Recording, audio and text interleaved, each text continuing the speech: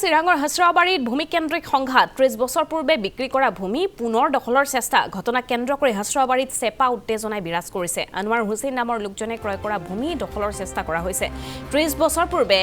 সৰুদ্দিন আলীৰ পৰা আনোৱাৰে ক্ৰয় কৰিছিল এই ভূমিখিনি ২৭৫০ টকাত সৰুদ্দিনৰ পৰা ভূমি ক্ৰয় কৰিছিল আনোৱাৰ হুছেইনে ভূমি ক্ৰয়ৰ কিছুদিনৰ পাছতে মৃত্যু হৈছিল সৰুদ্দিন আলীৰ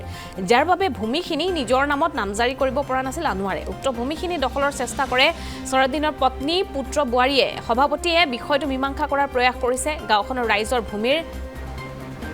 ভূমিৰ বাবদ পুনৰ সৰুদ্দিনৰ পৰিয়ালক আনোৱাৰে দিব লাগিব ১,৬০,০০০ টকা ধন দিয়াৰ সময় হোৱাৰ পূৰ্বে ভূমিখিনিক লৈ এতিয়া অপপ্ৰচাৰত লিপ্ত হোৱাৰ অভিযোগ উত্থাপন হৈছে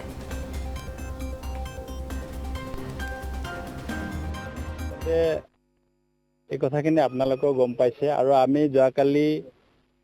কোনোবা পৰ্টেল মিডিয়াৰ যোগেদি এটা নিউজ দেখিবলৈ পাইছিলোঁ যে আমাৰ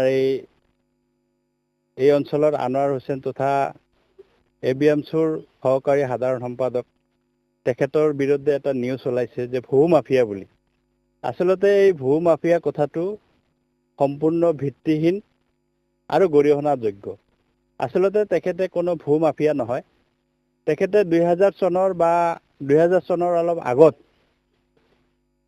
এই সময়খিনিত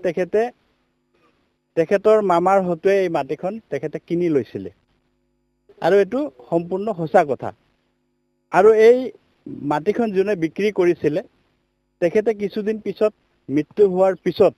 মৃত্যু ঘটিছিলে তাৰ পিছত সেই পৰিয়ালৰ ফালৰ পৰা আকৌ সেই মাটিখন তেখেতসকলে ওলুটাই আনোৱাৰৰ পৰা বিভিন্ন সময়ত তেখেতসকলে দাবী কৰি আছিলে গতিকে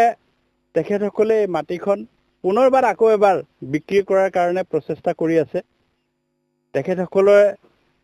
যেনেকে কৈছে যে আমাৰ মাটি দখল কৰি লৈছে এইটো সম্পূৰ্ণ মিছা কথা কোনো দখল কৰি লোৱা নাই আচলতে যেটো ভিজুৱেলত দেখুওৱা হৈছে এইটো আচলতে মোৰ নিজা ঘৰ পকা ঘৰ আছে তাত লেট্ৰিন বাথৰুম আছে তাত থকা হতৰ তামোল গছ প্ৰায় ৩০টা মান তামোল গছ আছে ২-৪টা লেবু বা আম গছ আছে গোটেই ঘৰটোই মোৰ আৰু তাত মই প্ৰায় ২০০০ চনত মাহটো মোৰ ইমান একজেক্টলি মনত নাই মানে ২০০০ চনত মই মাটিটো তাত আধা বিঘা মাটি ক্ৰয় কৰিছিলোঁ 93 যেতিয়া এফেক্টেড গণ্ডগোল হোৱাৰ পিছত মই এটা দিশাহাৰা এটা পৰিৱেশত মই সেই সময়ত শৰণাৰ্থী হিচাপে মানে থাকিবলগীয়া এটা পৰিৱেশ আজ নাছিল মানে কি কয় উত্তৰ অঞ্চলত যেতিয়া 93 মানে গণ্ডগোল হৈছিল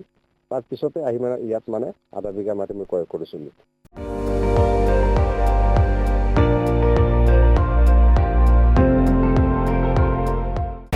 আপুনি চাই আছে ND24